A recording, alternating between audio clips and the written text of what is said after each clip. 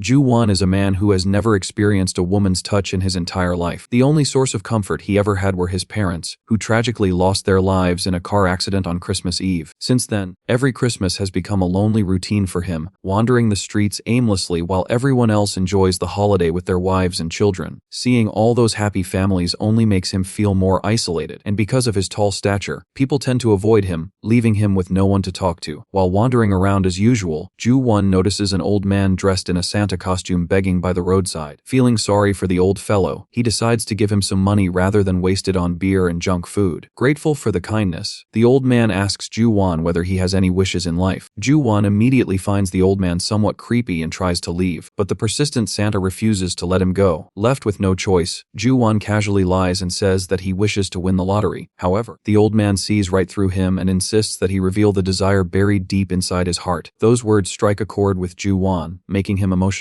After thinking about it, he realizes that all he truly wants is a happy family, a beautiful wife, and an adorable daughter. The old man confidently promises that his wish will come true, and if he fails, he will stop calling himself Santa. Thinking the man is just some overenthusiastic Santa fanatic, Ju-won leaves him behind and returns to his old, cramped apartment. That night, he boards a late-night train, only to find himself surrounded by couples. Not wanting to watch them any longer, he closes his eyes and falls asleep. Little does he know that it will be the final time he sleeps on Earth. When he opens his eyes again, he finds himself inside a cage mounted on a carriage, surrounded by several strangers. Everyone around him looks miserable and half-starved, as though they have not eaten in days. Compared to them, Ju-won seems to be in slightly better shape, but he quickly notices that he is not wearing any clothes and begins to shiver from the cold. Looking around, he hears the soldiers driving the carriage, speaking a language he cannot understand. He soon notices that every person inside the cage is restrained with heavy shackles, making it obvious that they are part of a slave caravan. It is only then that Ju-won realizes that the creepy Santa somehow sent him to another world, even stealing Truck Kun's usual job. Before he can fully process the situation, the freezing cold starts getting to him. While searching for a way to survive, his eyes land on the corpse of a slave who still has clothes on. Although he feels guilty about taking garments from the dead, he knows he has no other option if he wants to avoid freezing to death. After putting on the clothes, Ju-won sits down and begins thinking about that strange Santa. He wonders whether becoming a slave was somehow supposed to fulfill his dream of having a loving family, or if that old man simply wanted to prank him. Deep down, he still hopes that all of this is just a dream and that he will wake up in his room and enjoy a nice, warm bath. Several days pass like this, and Ju-won gradually adapts to life among the slaves. His cheeks have become sunken, and his once decent appearance now looks completely disheveled. Starving and exhausted, he desperately wishes for this nightmare to end. Eventually, the caravan stops at a village, and the soldiers line up the slaves to be sold to the locals. For the first time in a while, Ju-won sees a ray of hope. Even if becoming a slave is terrible, he knows that at least he will be fed once a day according to the rules. Confident in his appearance and tall physique, he even believes that the wealthiest person in the village will purchase him. Unfortunately, reality proves far crueler than he imagined. Not a single person even glances in his direction. The same thing continues throughout the journey. Every time the caravan reaches a village, the slaves are sold one after another while Ju-won is always left behind. Gradually, he loses all hope and starts giving up on life itself. Filled with resentment, he curses the creepy Santa for lying to him about granting him a life of happiness and instead throwing him into this hellhole. Unable to endure the misery any longer, Ju-won decides to end everything by driving a nearby fork into his neck. Just as he is about to do it, an angel suddenly appears before him and extends a helping hand. Ju-won freezes in place, completely captivated by the breathtaking beauty of the woman standing before him. In her hand is a piece of bread that looks more appetizing than anything he has ever eaten, even at a 5-star restaurant. The woman says something to him, but Ju-won cannot understand a single word, not because he is incapable of learning their language, but because his mind is completely occupied by the beauty of the woman and the sight of the adorable little daughter standing beside her. Previously, inside a shabby and worn-down room, the beautiful woman Lizzie was having dinner with her daughter. Since the meal portions were quite small, Lizzie worried that her daughter would not have enough to eat, so she gave the child her own share as well. The little girl was delighted, but she did not want her mother to stay hungry. She split the food into 2 portions, keeping one half for herself and handing the other half back to Lizzie. Just as Lizzie was about to thank her, loud knocking suddenly echoed from the door. The village chief instructed her not to open the door completely and to simply listen to what he had to say. He informed her that a group of slaves had been brought by the soldiers and that one of them would be purchased to become her husband. He told her to prepare herself because she would soon be moving back to the mountain with him. Before leaving, he also reminded her to prepare some food for the soldiers as they would be arriving at daybreak. The news left Lizzie stunned because her previous marriage had been nothing short of a nightmare. Every day, she had suffered suffered beatings and endured endless misery. She had no desire to relive that painful chapter of her life and briefly considered running away. However, her thoughts soon turned to the young girl, the daughter her former husband had left behind from an earlier marriage. Lizzie had only come to know the child some time ago, and she could not bring herself to abandon her. The young girl seemed to sense her mother's distress. Wrapping her tiny arms around Lizzie, she tried her best to comfort her. Seeing this gesture eased Lizzie's sorrow, and she eventually calmed down before putting the girl to bed. The child did not even have a name yet. That was why Lizzie feared that if she married again, both of them might end up trapped in another nightmare. That nightmare had begun many years earlier, when Lizzie's father sold her for nothing more than a rabbit skin. A man living on the village mountain bought her, and before she even had the chance to unpack her belongings, he arrived and started beating her for being late. Life only grew worse after that. Day after day, she suffered abuse and torture. Her arms and legs might have been broken long ago, if not for the young girl, who appeared in her life like a ray of light, becoming an angel within her living hell. One day, after brutally beating Lizzie again, the man headed into the forest to hunt animals and never came back. Later, the village chief informed her that he had been killed by a wild beast and that his body was never recovered. Lizzie was overjoyed when she heard the news, but her happiness quickly faded when reality set in. During those backward times, a woman without a husband was viewed as useless and incapable of surviving on her own. Because of this, Lizzie chose to face her fears instead of running away, as she could not leave her daughter behind. The next morning, Lizzie prepared herself and even baked several pieces of bread, carrying the food with her. She made her way outside toward the parked carriages. There, she noticed a man attempting to unalive himself by pressing a fork against his neck. The sight instantly reminded her of her own painful past and the time she had once considered using a fork to end her own life. In the end, she had never gone through with it. Without hesitation, Lizzie rushed over and stopped the man from unaliving himself. Looking closer, she saw his hollow cheeks and messy appearance and offered him a piece of bread. Before she could say anything further, the village chief arrived and instructed her to return to her hut, assuring her that he would take care of purchasing the slaves. Lizzie and the young girl gave the man one final glance before leaving. That man was none other than Ju-won. He could hardly believe that someone had offered him bread at the very moment he had been prepared to unalive himself. Instantly, everything else vanished from his mind as his attention became completely fixed on the food. Unfortunately, before he could take even a single bite, the soldiers dragged him out of the cell and brought him before the village chief. Ju-won and two other slaves knelt on the ground while soldiers stood around them. Moments later, one soldier pulled out a knife and sliced their arms, drawing blood. He smeared the blood onto 2 sheets of paper, and to Ju-won's surprise, the papers immediately emitted a faint blue glow. The sight left him astonished. He wondered whether this was some kind of magic. It also made him increasingly curious about this strange world, where slavery still existed and magic seemed to be real. Once the contracts were completed, a soldier leaned over and whispered something into the village chief's ear. The chief nodded before approaching Ju-won to examine his condition. At the same time, Lizzie and her daughter returned to their hut. A village woman soon arrived with enough supplies to last them several days. She informed Lizzie that her future husband did not understand their language, so communicating with him would likely be difficult at first. Noticing Lizzie's lingering fear, the woman tried to reassure her. She explained that although the man appeared to be a commoner, his hands were unusually soft, more like those of a noble than a laborer. She also reminded Lizzie that nobody in the village had liked her former husband, and that they had only tolerated him because he served as the mountain keeper. The woman added that if her new husband could perform the same work, they might be able to live comfortably for the rest of their lives. Lizzie quietly replied that she did not care whether her husband was skilled or successful. Her only wish was that he would not be a violent man. Just then, the village chief pushed open the door and led Lizzie's new husband into the hut. To her surprise, it was the same man she had stopped from unaliving himself earlier that day. Seeing him from up close, she finally realized how tall and imposing he was, which made her somewhat nervous. Ju-won recognized her as the woman who had given him bread, but he could not understand why she appeared so frightened. Before he could make sense of the situation, the village chief grabbed his arm and placed him beside Lizzie and her daughter. Then he firmly linked their arms together, making them look like an awkward newly married family. Although Ju-won could not understand a single word being spoken, the atmosphere and the situation made it obvious enough. He realized that he was being married off to the woman. The scene reminded him of the creepy Santa. At that moment, he understood that Santa had not been lying when he promised him a cute rabbit-like wife and an adorable mongoose daughter. Ju-won could not help but feel happy, believing that he was finally living the dream he had always wanted. However, he still can't help feeling furious at that creepy Santa for putting him through so much trouble. Ju-won silently vows that if he ever runs into that Santa again, he'll make sure the old man suffers even more than he did. The furious look on Ju-won's face frightens both Lizzie and the young girl, girl, who are still traumatized from everything they went through earlier. Meanwhile, the village chief is pleased to see Ju-won looking so energetic. Since being a mountain keeper is an exhausting job that only a strong person can handle, he decides to test whether Ju-won is truly qualified for the role. He signals one of the villagers to step forward and challenge Ju-won to a handshake. Although Ju-won can't understand a single word they're saying, he can easily sense what they want. Without holding back, he grips the villager's hand with all his strength. The man immediately regrets challenging him as Ju-won nearly crushes his hand, despite looking completely effortless while doing it. Satisfied with the result, the village chief moves on to the next test, hunting. He hands Ju-won a bow and gestures for him to shoot a wild rabbit. Having never touched a bow before, Ju-won only knows archery from watching Olympic competitions. He imitates the posture as best he can before releasing the arrow. Although the shot narrowly misses the rabbit, the village chief still seems impressed and applauds his attempt. Ju-won remains completely confused about what's happening until Lizzie and the young girl approach him carrying a basket. Looking at Lizzie up close, he can't help thinking she's incredibly beautiful. The realization that she is now his bride causes him to blush. Seeing his reaction, the village chief quickly concludes that Ju-won has probably never been around women before. Smiling to himself, he decides to leave the three of them alone so the newly formed family can begin getting comfortable with one another. Now that everyone else has left, Lizzie becomes even more nervous. She has no idea how to interact with her new husband, but she still knows she must fulfill her responsibilities as a wife. She carefully spreads a cloth across the ground before taking the food out of the basket. She serves a meal to Ju-won, gives a portion to the little girl, and finally prepares one for herself. The atmosphere is painfully awkward as they quietly eat together. Ju-won has no idea how to ease the tension. Since he doesn't understand their language, he can't even introduce himself. Once again, he finds himself silently cursing that creepy Santa for throwing him into such a random place. Even so, deep down he feels grateful. Without Santa's interference, he never would have had a family like this. After everyone finishes eating, the village chief returns to guide them to the mountain cabin where they will be living. The journey up the mountain is long, steep, and exhausting, making it especially difficult for the malnourished mother and daughter. Ju-won quickly notices how much they're struggling. Since he's now the man of the household, he naturally wants to help. He walks over to Lizzie, who immediately tenses up, unsure of what he's about to do. Ju-won has always been a gentleman and would never touch a woman without permission. Unfortunately, he has no way to explain himself because of the language barrier, and there isn't enough time to gesture either, so he simply lifts both Lizzie and the little girl into his arms and continues climbing toward the mountaintop. As he carries them, he realizes just how light they are. It becomes painfully obvious that both of them have been severely underfed. That thought strengthens his determination. He becomes even more eager to learn their language so he can communicate with them properly and make sure they can eat enough food to grow healthy and strong. Although Lizzie has no idea what is going through his mind, she can clearly see the determination in his expression. Her fear gradually melts away, and before long she even begins wiping the sweat from his forehead. Eventually, they reach the mountaintop. Ju-won gratefully thanks the village chief for leading them there. After the chief leaves, Ju-won turns toward the cabin that will now become his home. The run-down building is in terrible shape, and seeing its condition makes him shiver as he realizes he'll probably have to spend another freezing night. Still grumbling about the cold, he steps inside the cabin, only to find Lizzie standing there with tears filling her eyes. He wants to ask what happened, but before he can react, Lizzie rushes past him, leaving him alone inside. After running for a while, Lizzie stops beside a nearby lake. There, the reason for her despair becomes clear. While they were gone, someone had broken into the cabin and stolen everything they owned. The crockery, the table, the bow, the hammer, the knife, and even their farming hoe had all disappeared. With nothing left, she can't even repair the damaged cabin. That means they'll have to sleep in the freezing cold without any protection from the wild animals that roam the mountain. As Lizzie sits there overwhelmed by hopelessness, Ju-won finally catches up to her. Relieved to have found her, he notices the tears running down her face. He quietly sits beside her and gently places his hand on top of her head in an attempt to comfort her. Even though Lizzie can't understand his words, she instinctively knows he is trying to reassure her. His kindness brings her some comfort, yet she still can't stop worrying about how they'll survive in such a cruel environment. Their cabin is falling apart, and her new husband doesn't seem like someone who has ever done hard manual work. Fortunately, repairing the cabin is something she believes she can handle herself. The real issue is food. To survive, they must hunt, yet Ju-won doesn't appear to have any experience using weapons. Even though her mind is filled with endless worries, her heart feels strangely calm whenever she's with him. Simply seeing Ju-won gives her a sense of relief, and somehow she believes he'll find a way to make everything better. Those emotions become too much for Lizzie to hold back, and tears once again begin streaming down her cheeks. Ju-won lets her cry for a while as he gently tells her that, back in his original world, he lost his parents when he was still very young. Even though life seemed completely hopeless, he somehow found the strength to keep moving forward. Looking back now, he's thankful that he never gave up because, if he had, he would have never met her. That is why he wants to make sure that both she and her daughter are protected and well cared for the rest of their lives. Lizzie can't understand the words he is saying, saying, but she can clearly feel the sincerity in his voice. For the first time in a long while, she completely lets down her guard. She wraps her arms around Ju-won and releases all the pain and emotions she has been holding inside for so long. However, when the little girl sees her mother crying, she immediately assumes that Ju-won has hurt her, just like her previous father used to. Determined to protect Lizzie, she rushes over and tries to pull her away from him. Instead, Ju-won gently pulls the little girl into the embrace as well. Ju-won still has no idea who the girl's real father is or what made Lizzie offer him food in the first place. But there is one thing he knows for certain. They are his family now. He silently promises himself that he will become the best husband and the best father he possibly can. He will give them the happiest life imaginable, so they never have to cry again. After the family finishes sharing their emotions, they return to the cabin. Once inside, an awkward silence fills the room. None of them know how to act after breaking down in front of one another. Eventually, Ju-won decides to break the silence by introducing himself. Since they don't understand Korean, he slowly pronounces each syllable of his name so they can repeat it. Fortunately, both Lizzie and the little girl are quick learners, and they manage to pronounce his name correctly almost immediately. After that, he points toward them, asking them to tell him their names as well. Lizzie goes first, carefully introducing herself and pronouncing her name. Ju-won compliments her beautiful name before turning to the little girl and asking her to introduce herself too. The little girl quietly lowers her head because her previous father never gave her a name. Lizzie never named her either, as life had already become far too difficult after that man died. Ju-won finds it heartbreaking that someone could grow up without even having a name, so he decides to give her one himself. After thinking through several possibilities, he eventually chooses Dorothy, inspired by one of his favorite childhood stories, The Wizard of Oz. The little girl instantly falls in love with the name and happily thanks Ju-won for giving her such a beautiful one. Seeing her smile fills him with happiness, and he silently hopes that one day she will live as happily as Dorothy did in the story he remembers. Later that evening, Ju-won stands outside the cabin, splitting logs to use as firewood for the fireplace throughout the night. A short distance away, Lizzie quietly watches him while reflecting on everything that has happened during the day. She softly whispers his name to herself. Even though it comes from a language she doesn't understand, it somehow sounds elegant to her. It makes her wonder who Ju-won truly is and where he originally came from. Ever since she was born, no man had ever treated her with kindness, not her father, and certainly not her husband. That is why Ju-won's gentle behavior is so difficult for her to understand. As Lizzie remains lost in her thoughts, Ju-won notices her standing by herself. He waves in her direction and even calls out her name. His voice pulls her back to reality, allowing her to get a proper look at him for the first time. She notices his black hair and dark eyes, reminding her of a legend she heard not long ago. According to that legend, a distant kingdom was caught in the middle of a war. As a last resort, they summoned a hero from another world. That legendary hero was also said to have black hair and black eyes. Still, she quickly dismisses the idea. There is no way a legendary hero would be living in such a rundown village, let alone serving as someone's slave. As she continues wondering about his identity, Ju-won has already walked over to her. Looking at him more closely, she realizes that his hair and eyes are actually closer to dark brown than pure black. He's probably just an ordinary man who happens to be a little taller than most people. That realization puts her heart at ease, although it also leaves her feeling strangely embarrassed. She can't even explain why her heart reacted the way it did. Ju-won finds her constantly changing expressions rather amusing, so he casually reaches over and gently pats her on the head. Lizzie melts beneath his touch, feeling a comforting warmth spread through her heart. The peaceful expression on her face makes her look even more adorable, drawing Ju-won toward her like a bee to a blooming flower. Before he even realizes what he's doing, he leans forward and softly plants a kiss on her lips. The unexpected kiss leaves Lizzie completely frozen. She never imagined that Ju-won would suddenly do something so intimate. Ju-won is just as shocked by his own actions. Overcome with embarrassment, he immediately turns around and runs away. As he walks deeper into the woods, he can't stop scolding himself. He can't believe he impulsively kissed Lizzie when they have only known each other for a single day. While trying to figure out how he is supposed to face her afterward, he suddenly realizes that he has wandered much deeper into the forest than he intended. He slowly scans the surroundings, searching for a path that leads back to the cabin. Then, without warning, he senses an overwhelming presence looming behind him. With a stiff expression, Ju-won slowly turns around and comes face to face with a terrifying wolf almost as large as he is. Fear instantly grips him. His heart begins to race as he struggles to decide whether he should run for his life or stand his ground and fight the massive beast. He firmly grips the stick lying on the ground and takes a deep breath, mentally preparing himself for the battle ahead. The wolf is just as determined to claim its prey. Without hesitation, it lunges straight at Ju-won, who has nothing but a wooden stick to defend himself. Ju-won quickly raises the stick between them, blocking the attack just in time. The wolf's sharp fangs sink into the wood, becoming lodged in the stick. Seizing the opportunity, Ju-won drives a powerful punch directly into the wolf's face. The blow only enrages the beast. With terrifying force, the wolf bites down so hard that the stick snaps cleanly in half. Now free once again, its deadly jaws are ready to strike. Ju-won realizes that staying on the defensive is no longer an option. He decides to attack first, but before his punch can connect, the wolf catches his arm in its jaws. Its razor-sharp teeth tear into his wrist, leaving behind a deep, gaping wound. Ju-won instinctively stumbles backward as an unbearable wave of pain shoots through his arm. It feels as though his entire arm has been set ablaze, but when he looks down at the injury, he freezes in shock. Actual flames are pouring out from his flesh. Ju-won stares in disbelief, wondering if the mysterious fire is some kind of magic. The incredible sight instantly fills him with confidence. Even the wolf appears intimidated, hesitating as it stares at the burning flames. The wolf tries to retreat, but Ju-won refuses to let it escape. He rushes forward and begins hammering the beast with his flaming fist. Blow after blow crashes into the wolf as its agonized howls echo through the forest. Yet Ju-won shows no mercy. He keeps striking until the creature finally collapses, falling completely silent. Only after the fight is over does Ju-won drop to the ground, exhausted, desperately trying to catch his breath and recover what little strength he has left. As he rests, his eyes drift toward the arm that had been engulfed in flames only moments earlier. He carefully examines it, expecting to find burns or the massive wound left by the wolf's bite. To his astonishment, there isn't a single mark anywhere on his skin. This leaves him wondering if he somehow managed to use magic without any training or guidance. The thought immediately reminds him of the fantasy novels he used to read during his free time. Curious, he begins experimenting by shouting the names of various spells. Fireball. Nothing happens. Firestorm. Still nothing. Firewall. Again, no response. Refusing to give up, he even recites a magical incantation he remembers from those novels, but that proves just as useless. Eventually, Juan lets out a defeated sigh and gives up. There has to be some hidden trick to using magic at will. Even so, he is completely certain that he possesses magical abilities. After all, the arm that should have been left with a horrifying, gaping wound has already healed without leaving even the slightest scar. Determination burns within him. Ju-won vows to learn how to control his magic as quickly as possible. Doing so will not only make him a stronger hunter, but also allow him to heal his family whenever they are injured, especially since there isn't a single doctor anywhere on this mountain. He clenches his fists tightly and silently promises himself that he will become stronger, better, and more capable. He wants to protect his family and give them a life far better than the one they have now. More than anything, he never wants to be called a curse again. He never wants to be seen as someone who brings death wherever he goes. Painful memories begin resurfacing. After his parents died, his grandfather was the only person willing to take him in because none of his other relatives wanted the burden of raising him. But not long after that, his grandfather also passed away. From that day onward, all of his cousins blamed Ju-won. They beat him mercilessly, convinced that he was an evil child cursed to bring death upon anyone who cared for him. Ju-won forcefully pushes those memories to the back of his mind. Now isn't the time to dwell on the past. He has more important things to do. The wolf's blood could easily attract other dangerous predators. Wasting no time, he hoists the heavy carcass onto his shoulders and begins carrying it back toward the mountain cabin, planning to butcher it and turn it into meat for his family. Back at the cabin, Lizzie and Dorothy are preparing dinner when they suddenly notice a wolf's head staring through the window. The terrifying sight instantly makes Dorothy burst into tears. Hearing her cries, Lizzie immediately grabs a knife and positions herself in front of Dorothy, ready to protect her from whatever is outside. Nervously, she peers through the window. A wave of relief washes over her. It isn't a living wolf. It's Ju-won carrying the dead wolf over his shoulders. However, the relief doesn't last long. The moment she notices the cuts and bruises covering his face, she rushes outside to check on him. It doesn't take long for Lizzie to realize that Ju-won must have gone through an incredibly dangerous battle. Otherwise, he would never have returned looking so badly injured. Ju-won gently tries to reassure her, explaining that there are only a few minor scratches and that everything is alright now. Although Lizzie can't understand a single word he says, she can tell from his expression and gentle tone that he's trying to tell her not to worry. Without thinking, she suddenly throws her arms around him in a tight embrace. The unexpected hug catches Ju-won completely by surprise. He never imagined that Lizzie would be the one to take the initiative. Dorothy quickly joins in as well, wrapping her little arms around his knees, while trying to tell him how frightened she had been. Despite neither of them being able to understand the other's language, even without words, Ju-won can clearly feel how worried they were. That realization fills him with guilt. He had promised himself that he would never make them cry, yet not even a single day has passed, and he has already broken that promise. The following morning, after everyone has finally calmed down, Ju-won begins processing the wolf. He carefully skins its hide before separating the meat from the bones. When he was younger, he often watched his grandfather, who enjoyed raising animals and occasionally butchered them during special occasions. Although Ju-won remembers the basic techniques, he quickly realizes that butchering an animal is far more difficult than his grandfather ever made it seem. Still, no matter how difficult it is, he has to finish the job for the sake of his family. Just as he is about to continue working, Lizzie walks into the barn carrying a basket. She quietly hands it to him so he has somewhere to place all the freshly cut meat. Ju-wan smiles gratefully and tries to thank her, but his pronunciation of the local language comes out clumsy and awkward. Seeing him struggle, Lizzie gently repeats the word and helps him pronounce it correctly. For the first time in her life, someone has sincerely thanked her. This also makes Lizzie realize that she has shared so many first-time experiences with Ju-wan, whether it was hearing her first heartfelt thank you or even sharing her very first kiss. However, it also makes her wonder if she was Ju-wan's first kiss as well, or if another woman had already stolen that precious moment from him. As a woman, she can't help but feel jealous of whoever might have been the one to receive Ju-wan's first kiss. The thought leaves her feeling slightly down, and before she realizes it, her heart begins drifting toward thoughts she shouldn't be having. Still, Lizzie quickly snaps herself back to reality since there is still work to be done. She moves over to help Ju-wan place all the meat into the bucket, but he refuses to let her handle any of the dirty work. That only leaves Lizzie even more puzzled because, in her eyes, those kinds of chores are supposed to be a woman's responsibility. Yet Ju-wan carries them out so naturally, as if it has always been his job. A moment later, Ju-wan slowly walks over and leans toward her face. Lizzie's heart immediately begins pounding as she wonders if he is about to kiss her lips once again. She instinctively closes her eyes in anticipation, only for Ju-wan to gently place a kiss on her forehead instead. Realizing she had been expecting something much bolder makes her feel incredibly embarrassed. Ju-wan her reaction and leans toward her once more. This time, however, Lizzie stubbornly keeps her eyes wide open, refusing to fall for the same trick twice. But unlike before, Ju-wan never intended to tease her. Instead, he closes the distance and gently kisses her on the lips, catching Lizzie completely off guard since she never expected him to do it so suddenly. Already blushing from embarrassment, Lizzie's gaze suddenly shifts toward Dorothy as she wonders if the little girl witnessed everything. Unable to bear the embarrassment any longer, she turns around and dashes out of the barn like a Looney Tunes character. With Lizzie gone, Dorothy feels like she should help Ju-wan instead. Although her tiny little hands don't accomplish much, Ju-wan still sincerely thanks her for trying, making the young girl beam with happiness. Ju-wan picks up the bucket filled with meat and carries it into the main cabin. As soon as he steps inside, a terrible rotting smell fills his nose. He can't understand why Lizzie is drying the animal hide inside the house. However, after watching her carefully scrape and cure the skin, he realizes that the hide must be an incredibly valuable resource to her. It makes Ju-wan realize just how little he truly understands about this world's way of life. Back in his previous life, many things people considered ordinary are treated like precious treasures here. Because of that, he understands that he must not only change his way of thinking, but also learn how trading and money work in this world. Without even basic financial knowledge, he knows it will only be a matter of time before someone clever takes advantage of him. While Lizzie remains occupied with curing the meat, Ju-wan decides to head back into the forest to get a little more work done. Lizzie immediately tries to stop him, worried that he might end up getting hurt again. Ju-wan reassures her that this time he only plans on chopping down a few trees, so there is nothing to worry about. After entering the woods, Ju-wan spots a relatively small tree and decides it will make good practice. Ideally, he would have preferred finding an oak tree, since he had heard it produces the best firewood. Unfortunately, he has no idea how to tell one type of tree from another, leaving him no choice but to work with whatever stands before him. After marking the spot where he wants to cut, Ju-wan firmly grips the axe and swings it toward the tree. Unfortunately, his grip is still too weak, causing the axe to slip right out of his hands. Feeling embarrassed, he quickly looks around to make sure nobody witnessed the mistake. Several hours later, Ju-wan finally returns carrying a sack packed full of chopped logs. Although he had promised Lizzie that he wouldn't get hurt again, using an axe proves much harder than he expected, and he ends up suffering several minor injuries during the process. Seeing his condition, Lizzie immediately rushes over to treat his wounds. Dorothy also wants to help just like Lizzie does, so she scoops up some water from the jar and splashes it onto Ju-wan in an attempt to cool him off. Although she ends up making quite a mess, Ju-wan still appreciates her good intentions and gently pats her on the head. Once Lizzie finishes treating his injuries, the three of them gather around the dinner table. Lizzie serves the wolf meat Ju-wan hunted the previous day. After going so long without eating meat, the family happily enjoys the meal, especially Dorothy, who stuffs herself so much that she immediately falls into a food coma. Ju-wan gently picks up the sleeping Dorothy and carries her over to the bed so she can sleep comfortably without getting cold. Meanwhile, Lizzie heats a pot of water for Ju-wan so he can finally wash away all the dirt, sweat, and grime covering his body. In this world, which is still in its medieval era, a wife is expected to personally clean her husband using a washcloth. Lizzie gently wipes Ju-wan's body, while he clearly enjoys the feeling of being cared for by her. However, Lizzie feels incredibly embarrassed as as his well-defined muscles constantly distract her. Ju-won can't resist teasing her a little. He reaches out, takes her hand, and leans in for a kiss. That unexpected kiss soon blossoms into an intimate moment, and neither of the newlyweds can hold back their feelings any longer. The rest is history. It was the very first time Lizzie had ever slept so peacefully. Even during her childhood, every single night had been filled with trauma. Her family was extremely poor, forcing everyone to sleep together in the same room. Because of this, her parents had no privacy, which only frustrated her father even more. He would often abuse her mother right in front of Lizzie and her siblings. Every morning, they would wake up to see their mother covered in bruises while quietly crying to herself. Night after night, Lizzie feared for her own future, wondering if she would someday suffer the same fate as her mother. Thankfully, fate had something different in store for her. She met Ju-won, a man who treated her like a queen and her daughter like a princess. Each morning, she awakens to the comforting crackle of burning logs that keep their home warm throughout the night. Every day, she hopes to open her eyes while resting in the embrace of the kind-hearted man beside her. Lizzie understands that not every married couple shares nights this gentle and loving, which is why she treasures every moment of happiness that Ju-won has given her. Later that morning, while everyone else is still asleep, Lizzie quietly climbs out of bed and begins taking care of the usual household chores. Although she hates leaving Ju-won's warm embrace, she still feels obligated to fulfill her wifely duties, believing it is the only way she can repay him for everything he has done for her and Dorothy. Despite Lizzie's traditional way of thinking, Ju-won is still a man from the modern world. Instead of letting her work alone, he also gets out of bed and helps extinguish the fire before assisting with the other simple chores around the house. While working together, he continues practicing the small amount of the local language he has managed to learn. One of the words he has picked up is oni, which instantly makes Lizzie blush with embarrassment since she is still not accustomed to receiving so much affection. Seeing her reaction only encourages Ju-won to tease her even more. As he enjoys watching her cherry red cheeks become even redder, while the couple continue flirting with one another, Dorothy finally wakes up. It isn't because their conversation disturbed her sleep, but because she spent the entire night dreaming about eating meat. She worries that if she sleeps in too long, the precious meat might somehow disappear. Thankfully, when she peeks inside the bucket and discovers that every piece is still there, she immediately breathes a sigh of relief and eagerly looks forward to breakfast. Watching the little girl become so excited over something as simple as meat fills Ju-won with even greater determination to hunt more animals in the forest. He doesn't care whether he has to face wolves, lions, or any other dangerous beast. His only wish is to make sure his family never has to go without meat again. For that reason, he decides to bring an axe with him this time, believing it to be a far more reliable weapon than the ordinary stick he had picked up from the ground before. Holding the axe firmly in his hands, Ju-won ventures deep into the forest. Before long, he senses an overwhelming presence that feels even more terrifying and suffocating than the monstrous wolf he hunted the previous day. The oppressive aura causes Ju-won to tighten his grip on the axe as he patiently waits for the creature to reveal itself. However, instead of a savage beast emerging from the shadows, a hooded man slowly steps into view. Sometime earlier, the hooded man was wandering through the forest as he normally did when he noticed a patch of blood that appeared to belong to a large beast, most likely a wolf. The sight immediately caught the old man's attention, making him wonder which group from the village had ventured into the mountains to hunt such a dangerous creature. Curious to uncover the truth, he decided to track down whoever was responsible. However, after secretly observing the mountain for several days, the only person he found was Ju-won, a man with an enormous build and powerful muscles. At first, the hooded man suspected that Ju-won might have been the one who killed the wolf, but after watching him for a while, he realized Ju-won couldn't even swing an axe properly. That only made the situation even more confusing. In the end, he decided that the best way to find out the truth was to confront Ju-won himself. When the two finally met face to face, the old man immediately spotted the wolf bite mark on Ju-won's forearm. He found it unbelievable that such a severe wound had healed so quickly. Under normal circumstances, an ordinary villager would likely die from an infection within just a few days, especially since there were no doctors living anywhere on the mountain. Yet Ju-won now stood before him completely unharmed, without the slightest trace of injury left on his body. There was only one explanation. Ju-won had to be a mage, and an exceptionally powerful one at that. The realization filled the old man with excitement after he had nearly abandoned all hope of ever getting his revenge. Now that he had discovered someone as gifted as Ju-won, he believed that if he handled things carefully, he might finally have the chance to accomplish the revenge he had dreamed of for so many years. Although the hooded man appeared to be nothing more than a frail old man now, things had been very different in his younger days. Back when he was still healthy and full of strength, he had chosen to become the mountain caretaker for a noble's territory. It was a position that carried great opportunity. If war ever broke out, he would be summoned to fight as one of the noble's soldiers. By earning enough military achievements, he could even receive official status from the noble, allowing him to rise from an ordinary commoner into one of the elite. That was how he first arrived at this mountain, beneath which lay a peaceful village blessed with abundant resources. However, the village had one serious serious problem. The villagers had to venture deep into the forest whenever they needed to gather firewood. The forest itself was a terrifying place, and many who entered it never managed to return alive. As the mountain caretaker, the hooded man also had to enter the dense forest to collect wood. Unfortunately, one day he wandered much farther than he should have and suffered devastating injuries, including a broken leg. Since a mountain caretaker needed every one of his limbs to perform his duties, his dream career was effectively over. Already overwhelmed with despair, he encountered something even worse. He stumbled upon a group of goblins, a race of monsters known for abducting human women and forcing them to bear their children. Somehow, the hooded man barely escaped with his life. However, because of the injuries he had sustained, he was forced into retirement and spent the next 20 years living quietly in the village. Yet throughout those 20 years, there was never a single day when he stopped hating the goblins. He waited patiently for an opportunity to take revenge against them, and that opportunity finally appeared when he crossed paths with Ju-wan. Meeting Ju-wan gave the old man hope once again. Not only did Ju-wan possess an incredibly strong physique, but he also had astonishing regenerative abilities. On top of that, the hooded man was convinced that Ju-wan was a magician. Because of this, he resolved to dedicate the rest of his life to teaching Ju-wan everything necessary to become the strongest hunter possible. As time passed, the hooded man continued watching Ju-wan from a distance. At the same time, Ju-wan kept a close eye on the old man as well, remaining cautious in case he suddenly attempted something suspicious. Then one day, the old man unexpectedly told Ju-wan that he wanted to accept him as his student and pass down everything he knew. Hearing those words left Ju-wan completely stunned, as he had no idea what the old man truly meant. The following morning, Ju-wan finished eating breakfast and prepared himself for training. This time, however, he wasn't heading into the forest alone. The hooded man would accompany him as his teacher, guiding him toward becoming a skilled professional hunter. Although Ju-wan had agreed to receive his guidance, he still didn't trust the mysterious old man. Something about him felt incredibly shady, reminding Ju-wan of his greedy manager back on Earth. Because of that, he chose to keep the old man away from his family and simply had him wait outside the house. Once Ju-wan was ready to leave, Lizzie packed him a lunch, knowing he would likely spend the entire day training. After gathering everything he needed, Ju-wan said goodbye to both Lizzie and Dorothy before setting off, while the two warmly saw him off. For most people, this kind of farewell would probably feel completely ordinary. However, Ju-wan still couldn't get used to it. He felt unbelievably fortunate to have such a loving and beautiful family waiting for him at home. That was exactly why he had to continue training and become even stronger to protect the precious life he had finally found. The hooded man had no idea what motivated Ju-wan so deeply, but he was pleased to see his enthusiasm for learning. At the same time, he deliberately kept the truth about the goblins hidden. He intended to wait until their contract had been completed. Once that agreement was in place, Ju-wan would no longer be able to back out, even if the mere mention of goblins filled him with fear. Leading the way, the hooded man guided Ju-wan deep into the forest. There, he instructed him to carefully imitate every step he took. Ju-wan paid close attention as the old man moved through the woods in an unpredictable manner, leaving behind no obvious rhythm or pattern that anyone could easily follow. Ju-wan carefully follows the old man's footsteps, wondering if this was the kind of footwork he had once read about in those Murray martial arts comics. The old man simply smiles as he watches Ju-wan clumsily imitate each movement, trying his best to master the unusual stepping pattern. Once Ju-wan learns how to leave behind a misleading trail, the hooded man continues teaching him many other survival techniques needed to live in the forest. He shows him how to distinguish different kinds of trees by feeling their bark and observing their appearance. He also teaches him how to mentally map the forest, ensuring he can always find his way out if he ever gets lost. The two continue their training until they eventually reach a cliff. There, the old man allows Ju-wan to take a brief rest so he can catch his breath and have a quick snack to restore his energy. Ju-wan is delighted to finally relax and enjoy the lunch Lizzie had lovingly prepared for him that morning. Inside the lunchbox are a fried egg and several pieces of steak, making it the perfect meal after such exhausting training. However, just as he is about to take his first bite, the old man immediately tells him to close the lunchbox. He explains that the unnatural smell of cooked food could attract nearby wild animals. The order breaks Ju-wan's heart, because he had been looking forward to eating the meal his wife packed for him. Still, rules are rules. The old man tells him to stand up once more since they still have quite a long journey ahead. Before long, they finally arrive at their destination, a small wooden hut built high on the mountain. It turns out to be the old man's home. He steps inside, returns carrying a massive bow, and hands it over to Ju-wan. Ju-wan has never seen a bow shaped like this before. Looking at how stiff it is, he wonders how anyone could possibly pull back its string. The old man quickly proves him wrong by effortlessly drawing the bow before releasing an arrow that slams into a nearby tree with enough force to nearly pierce straight through it. The incredible display leaves Ju-wan completely stunned. He never imagined the old man possessed such tremendous strength. Without wasting any time, the old man tells Ju-wan to pick up the bow and fire an arrow the same way he just did. Since Ju-wan has never used such a bow before, he struggles to maintain the proper posture while aiming. The old man patiently corrects every mistake, personally adjusting his stance and posture whenever necessary. With each correction, Ju-won gradually understands another piece of proper archery technique, allowing his skills to improve step by step. Despite having no previous experience in archery, Ju-won begins to show remarkable progress in a surprisingly short amount of time. Meanwhile, as Ju-won continues training with the hooded man, Dorothy suddenly wakes from a nightmare about her painful childhood. She is terrified that Lizzie and Ju-won might abandon her one day, just like her previous mother and father did. The moment she opens her eyes, she hurriedly searches for Lizzie but cannot find her anywhere. Her fear immediately returns, making her believe they may have truly left her behind. Panicking, she rushes to check the bucket of meat, only to find that it is still there. That sight eases her anxiety slightly, but she remains worried about Lizzie's whereabouts. As she continues searching, she suddenly hears loud voices coming from outside. Carefully peeking through the window, Dorothy sees Lizzie being harassed by 3 men from the village. She immediately recognizes them. Fear grips Dorothy, as she worries the men might begin beating Lizzie as well. Although she desperately wants to help, she is simply too frightened to step in. Outside, Lizzie repeatedly explains that she has stolen nothing and that every bit of food was personally hunted by her husband. However, the 3 men refuse to believe her. Instead, they accuse her of being an evil witch who caused her previous husband's death. Now that she has married another man, they claim she is trying to get him killed as well by stealing food that belongs to others. No matter how hard Lizzie pleads, the men shove her aside before forcing their way into the house to search for evidence themselves. Inside, they discover the wolf's hide, and their eyes immediately light up since they know it could fetch a high price. They also notice the large amount of cured meat stored in the bucket, causing them to question whether that slave had truly hunted an entire wolf on his own. The men prepare to carry everything away, but Lizzie quickly blocks their path and firmly declares that she will never allow them to steal her husband's hard-earned possessions. The 3 men grow even more enraged, mocking her for remaining silent all those years when she had no husband. Yet now that she has found a new man, they ridicule her, claiming she has suddenly found the courage to stand up to them. Without the slightest bit of mercy, one of them strikes her hard, sending her crashing to the ground before ordering the other 2 to gather everything valuable from the cabin and get ready to leave. Lend hits the floor and instinctively tries to push herself back up, but her eyes immediately fall on Dorothy hiding beneath the bed. She realizes that if she stays down any longer, the men may discover Dorothy's hiding place and harm her as well. Caught between protecting herself and protecting the little girl, she desperately struggles to decide what to do. At that moment, the red-haired man asks the blonde man what would happen if the mountain keeper ever discovered what they had done to his wife. Unwilling to risk offending someone as mysterious as the mountain keeper, the blonde man decides the safest solution is to silence her forever before burning the cabin to the ground, ensuring that no one would ever uncover the truth. The other 2 men grin after hearing the plan, realizing they had worried for nothing. After all, the mountain keeper doesn't even understand their language, so there is no possible way he could learn what truly happened from his wife once they are finished with her. Hidden beneath the bed, Dorothy can only watch helplessly as the cruel men drag her mother away. The moment they disappear from sight, she crawls out of her hiding place and desperately cries out Ju-won's name, praying that he will hear her voice and return in time to save Lizzie. Meanwhile, Ju-won has just finished his training and is preparing to head home. Just as he is about to leave, the sound of someone crying echoes through the distance. His heart immediately sinks with worry, fearing that something terrible may have happened to Dorothy or Lizzie. He wastes no time and sprints toward his home as fast as he can. As he races back, he suddenly comes across the 3 men forcefully dragging Lizzie away. The sight instantly shatters his composure, and he charges at them like a wild beast. His first punch crashes into the red-haired man's face, knocking him unconscious with a single blow. Without slowing down, he turns to the fat man and drives his knee straight into the man's face, crushing his nose. The blonde man is the quickest to recover from the shock. He immediately throws a punch from Ju-won's side, hoping to catch him off guard, but Ju-won effortlessly slips past the attack, grabs hold of him, and hurls him violently onto the ground. Before the man has a chance to recover, Ju-won slams a powerful punch into his face. Only after delivering the blow does he suddenly realize that he has been fighting like a savage animal. Seeing Ju-won hesitate, the blonde man mistakes it for weakness. He quickly grabs a nearby scythe and swings it toward Ju-won while his attention is elsewhere. Fortunately, Ju-won reacts at the very last moment, catching the man's arm before the blade can reach his neck. Filled with rage, he prepares to snap the man's arm in half. Just as he is about to do it, the old man steps in and quietly reminds him that his daughter is watching everything unfold and is terrified beyond words. Those few words shake Ju-won more deeply than facing the wolf ever had. In an instant, the rage inside him disappears, replaced by overwhelming fear. He slowly turns toward Lizzie, expecting to see nothing but fear in her eyes. Only moments ago, his own eyes had been consumed by madness, but now they tremble as though he is on the verge of tears. Lizzie cannot honestly tell him that she wasn't frightened. Watching him brutally beat those men in such a feral state reminded her of her previous husband, who used to lose control in exactly the same way. For a brief moment, she couldn't help but wonder whether Ju-won might one day turn that same violence against her. But as she looks into his eyes, she no longer sees rage. Instead, she sees nothing but genuine concern for her and the family they share. That single look reassures her completely. She realizes that no matter what happens, Ju-won will always stand between them and danger, and that the fear she felt moments ago had been unfounded. With that realization, Lizzie gently takes Ju-won's hand and presses it against her cheek, wanting to feel the warmth within him. In that simple touch, she feels nothing but kindness. Returning that same warmth, she softly thanks him for protecting her and her family from the cruelty and evil of the world. Ju-won pulls Lizzie into a warm embrace, and she happily wraps her arms around him in return. As the couple enjoys their heartfelt moment together, their eyes suddenly land on Dorothy, reminding them that they had completely forgotten about their daughter. Immediately setting their romance aside, they hurry over to check on her, only to find that she is still trembling from everything that had just happened. The brutal scene had reopened the painful memories of her deadbeat father, who used to abuse both her and her mother. When Dorothy witnessed the three cruel men attacking Lizzie, she became terrified that they would hurt her as well. That fear was the reason she stayed hidden beneath the bed instead of coming out to help. Even so, Dorothy worries that Lizzie might hate her or even abandon her for not doing anything. Filled with guilt, she apologizes for hiding while Lizzie was being beaten. Hearing those words shatters Lizzie's heart, and she immediately pulls Dorothy into a tight embrace. Holding her close, she gently assures Dorothy that she did absolutely nothing wrong. Instead, Lizzie praises her for thinking quickly and hiding herself before the dangerous men could find her. Dorothy gradually calms down after hearing those comforting words, although she still seems frightened whenever she looks at Ju-won. Seeing this, Lizzie softly reassures her, telling Dorothy that there is nothing left to fear because her dad will always protect her. Dorothy tilts her head in confusion before reminding Lizzie that her father died in the mountains. So how can he protect me? Lizzie can't help but giggle at Dorothy's innocent misunderstanding. She explains that she isn't talking about Dorothy's abusive father but about Ju-won instead. Dorothy still doesn't understand how Ju-won could possibly be her father. Lizzie then explains that since she has become Dorothy's stepmother, Ju-won, as her husband, is naturally Dorothy's stepfather. The explanation instantly fills Dorothy with excitement. She can hardly believe that Ju-won is now her new father. To Dorothy, Ju-won is the greatest man in the world. He is tall, powerful, and incredibly kind. She never imagined that after losing her cruel and worthless father, she would be blessed with such a handsome and caring one instead. Without another thought, Dorothy dashes out of her room and runs straight toward him, happily calling him Daddy. Although Ju-won doesn't understand the exact words she is saying, he can tell it means something close to father. Smiling warmly, he allows Dorothy to crash into him as she hugs him tightly, refusing to let go. Ju-won's heart melts with happiness. Like any loving father would, he reaches down to pick her up. However, just before lifting her, he notices an unusual smell. It doesn't take him long to realize that Dorothy had probably wet herself out of fear during everything that happened. Even so, he has no intention of ruining such a precious moment. Without saying a word, he lifts her into his arms anyway and lets her cling to him as long as she wants. Lizzie soon joins them, and for a brief moment, the three of them enjoy the warmth and peace of being together as a family. That peaceful moment doesn't last long, however, as Dorothy suddenly notices the robbers and the bucket of meat they had stolen. Instantly forgetting everything else, she sprints toward the bucket as fast as a cheetah. She hurriedly removes the lid to check whether all of the meat is still inside. The moment she confirms that nothing is missing, her gloomy expression disappears, and she becomes as cheerful as ever. Watching from a distance, Ju-won and Lizzie can't help laughing at Dorothy's adorable behavior. They quickly realize that her love for meat is stronger than almost anything else. Seeing how happy it makes her only strengthens Ju-won's determination. He becomes even more eager to hunt more animals so Dorothy can enjoy eating meat every single day, no matter what it takes. Before that, however, he still has unfinished business with the three robbers. Ju-won asks Lizzie to take Dorothy safely inside while he walks alone toward the unconscious men. Just as he is about to deal with them, the old hunter suddenly stops him and advises him not to kill or further injure the three robbers. Those words immediately cool the burning rage inside Ju-won. He realizes that attacking them again could easily lead to his arrest, or even worse, send him back into slavery. Grateful for the old hunter's wisdom, Ju-won thanks him for the advice. The old hunter suggests leaving the three men where they are and simply taking their tools instead. Agreeing with his suggestion, Ju-won collects the robbers' tools and carries them back home. Before leaving, he gives the unconscious men one final warning that if they ever dare cross his path again, he will make sure they suffer a fate far worse than death. Later that night, once the entire commotion had finally settled down, Ju-won